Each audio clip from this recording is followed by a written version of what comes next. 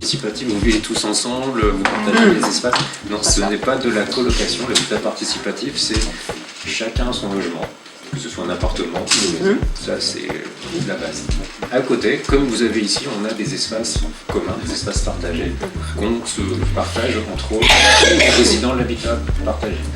Une salle commune pour faire des fêtes, des apéros, j'ai déjà parlé tout à l'heure, des réunions, ainsi de suite. Mais pas que ça, on a aussi une buanderie partagée, on a un studio d'accueil pour faire venir la famille, des amis, des visites, pour plus de notre propre habitation. Donc c'est ça le concept, c'est très sommaire d'un habitat participatif, c'est d'avoir son espace à soi, des espaces communs qu'on partage avec ses voisins. Et après le tout, c'est de savoir comment on s'organise tous ensemble pour pouvoir faire vivre et entretenir ces espaces partagés. C'est pas le tout d'avoir des jolis espaces, c'est aussi de faire vivre au quotidien. Et un jardin partagé aussi. Et un jardin partagé quand c'est possible, selon le contexte. Oui, d'accord. 22 logements dans lesquels il y a vraiment une mixité intergénérationnelle. Donc Thérèse, moi, voilà, on fait partie de 27 adultes. Ça va de, je sais pas, ils ont quel âge? Nul, ça doit être le plus jeune, il a maintenant 3 ans. Il y a déjà 2 enfants qui sont nés depuis notre installation ici. C'est cette idée d'un habitat groupé pour les seniors au départ, parce que quand on vieillit... L'idée, c'était les seniors. Au départ, c'était seniors. D'accord. On ne voulait pas, quand on vieillit, on ne veut pas être là, aller trop vite à l'EHPAD, on sait ce qui nous attend, et on ne veut pas non plus être une charge pour les enfants. Donc l'idée venait de là, il a médiatisé cette affaire, et bon, ça a démarré, voilà. Et rapidement, ça s'est ouvert à l'intergénérationnel parce qu'à côté de notre groupe de seniors, il y avait aussi des groupes de jeunes parents qui réfléchissaient à cet habitat participatif. Puis on a fusionné. Bon, on a cherché un terrain, c'est pas facile. On a cherché des subventions, on a cherché un bailleur. Alors là, c'est pas facile du tout.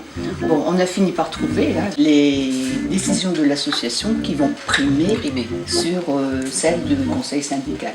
Dans l'association, chacun a une voix. Qui fait quoi On va prendre des décisions, où, qui fait quoi on va discuter pour voir comment on gère les poubelles, comment on gère les jardins, et ainsi de suite. Et pour simplifier et fluidifier les choses, on a cette réunion mensuelle, mais après on délègue auprès de petits groupes qu'on appelle des commissions qui vont se charger d'un thème.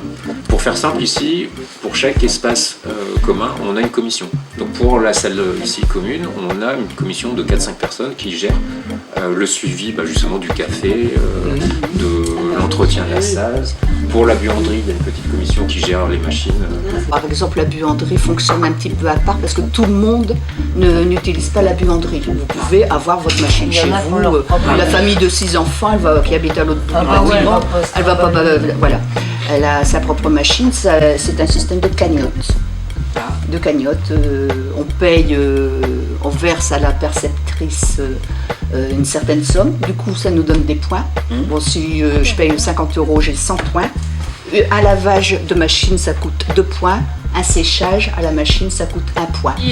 Alors pour faciliter les calculs, on a, si vous voulez, le compteur commun pour tous les espaces, on a fait mettre un compteur d'eau et d'électricité pour la buanderie.